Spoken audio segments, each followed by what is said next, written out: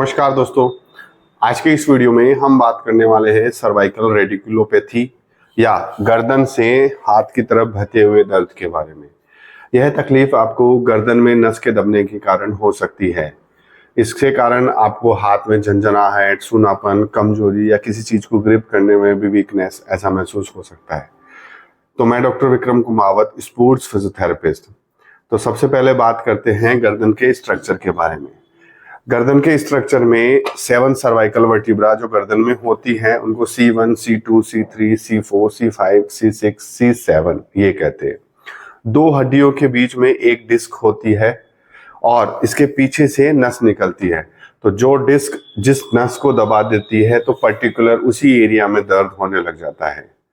तो ये तो गर्दन के स्ट्रक्चर की बात हो गई। अब बात करते हैं कि इसके सिम्टम्स के बारे में। इसके सिम्टम्स में आपको दर्द हो सकता है, दर्द भी आपको चुभन जैसा दर्द हो सकता है, जलन जैसा दर्द आपको इसमें हो सकता है, सूनापन आपको इसमें हो सकता है, नमनेस आपको हो सकती है। आपको ऐसा लग सकता है कि हाथ में कोई करंट सा लग रहा है या कुछ और प्रॉब्लम हो रही है। और साथ ही साथ हाथ में ग्रिपिंग में वीकनेस हो सकती है। आप अगर किसी ऑब्जेक्ट को होल्ड करें, हो सकता है कि आपको वीकनेस का सामना करना पड़े। तो यह प्रॉब्लम आपको सर्वाइकल रेडिकुलोपैथी में हो सकती है। अब बात करते हैं कि इसके डायग्नोसिस कैसे करें। इसका डायग्नोसिस आप एक्सरे से भी कर सकते हैं और एमआरआई से भी कर सकते हैं। एक्सरे में आपको जो डिस्क के बीच में जो स्पेस है वो कम होता हुआ नजर आता है या घिसावट होती है, तो डिस्क जो 2 वर्टिब्रा के बीच में जो स्पेस होता है वो कम हो जाता है। अगर नस का स्ट्रक्चर देखना चाहें तो उसके लिए एमआरआई होती है। एमआरआई से क्लियर पता लग जाता है कि कौन से डिस्क बल्ज होके कौन सी एरिया की नस दबा रही है, C6, C7 दबा रही है या C5, C6 दबा रही है, जिसके कारण आपके हाथ में रेडिएटिंग और दर्द शूट हो रहा है पूरे हाथ में।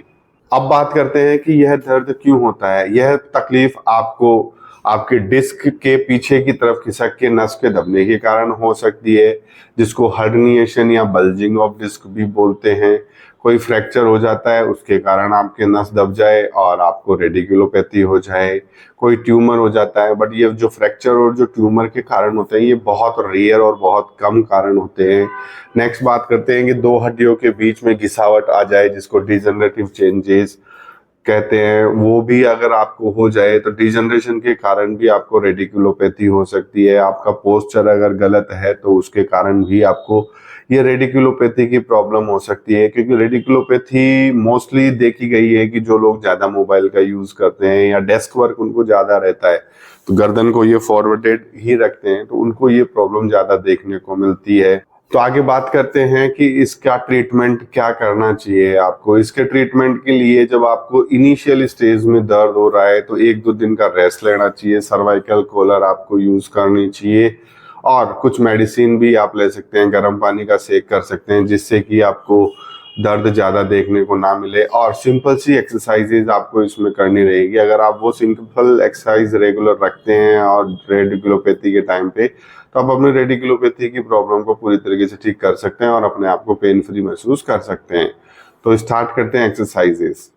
तो एक्सरसाइज के लिए आपको सबसे पहले बात करते हैं स्ट्रेचिंग एक्सरसाइजेज के लिए। स्ट्रेचिंग एक्सरसाइज में आपको सामने की तरफ गर्दन को झुकाना है, देन होल्ड 1 2 3 4 5, फिर इसको पीछे की तरफ लेके जाना है 1 2 3 4 5, फिर इसका रोटेशन करना है, जैसे राइट साइड में नेक को घुमाया 1 2 3 4 5, फिर ऐसे ही लेफ्ट साइड में 1 2 3 4 5।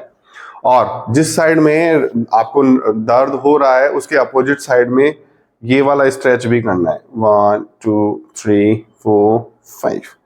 ये वाली एक्सरसाइज हो गई जिससे कि ये मसल पूरी स्ट्रेच हो।